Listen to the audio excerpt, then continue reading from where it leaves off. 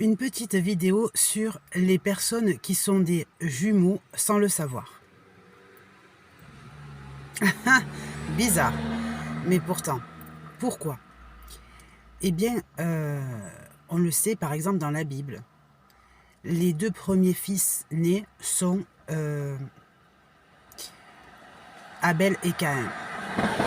D'accord? On sait que leur situation était la rivalité entre les deux, à savoir qui a la plus belle des offrandes pour Dieu. L'un jaloux de l'autre le tue.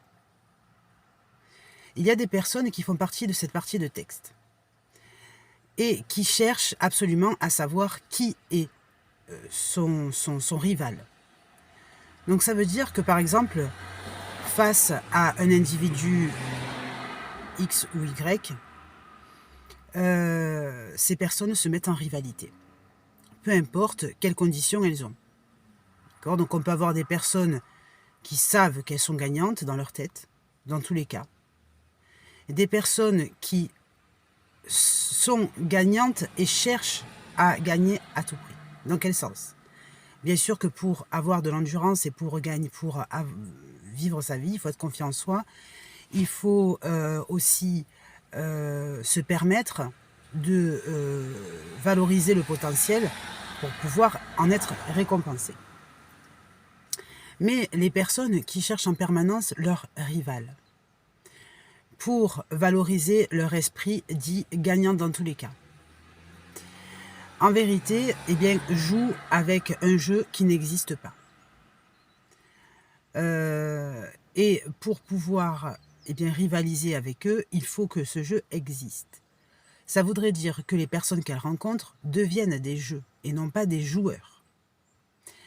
Devenant un jeu, il faut évidemment que le joueur ne soit pas seul. Il faut ainsi qu'il ait son lui-même, lui contre lui. Alors, ça c'est important, pourquoi? Eh bien parce que si par exemple vous êtes face à une situation, par exemple que ce soit dans une entreprise ou dans un sport qui est à cette image,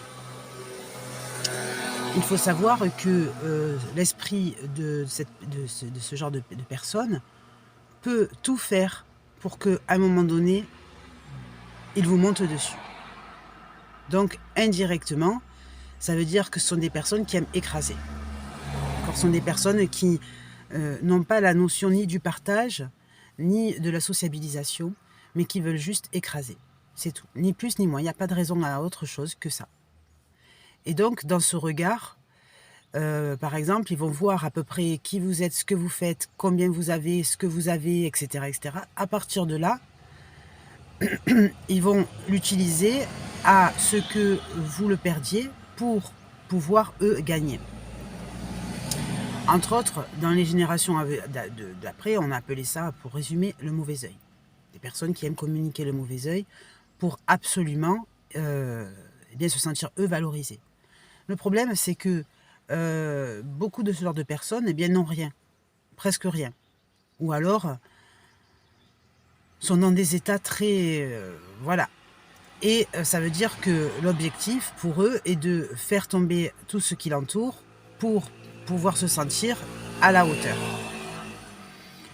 Un exemple de la fourmi qui s'amuse à mordiller la chair de l'humain qui est encore vivant et qui s'en rend compte et qui va l'écraser, quoi.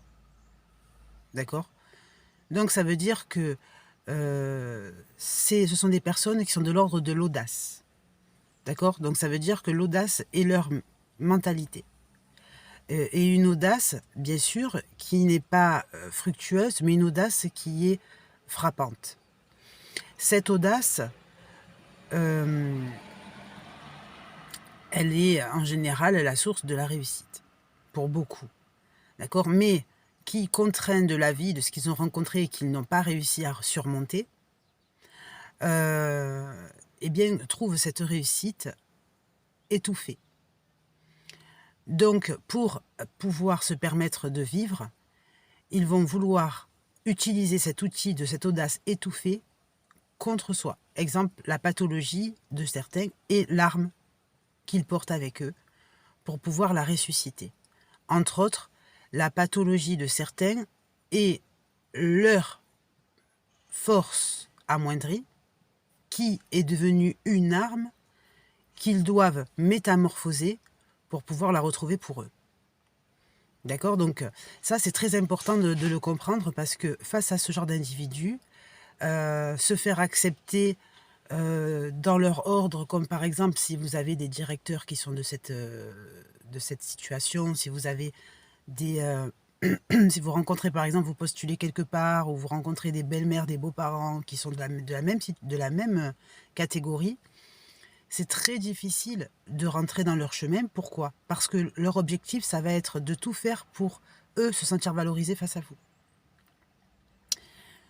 Donc la seule méthode, c'est de comprendre qu'ils ne sont pas seuls. D'accord? En fait, ils sont plusieurs. Et la cible, qui est vous, doit être le jeu.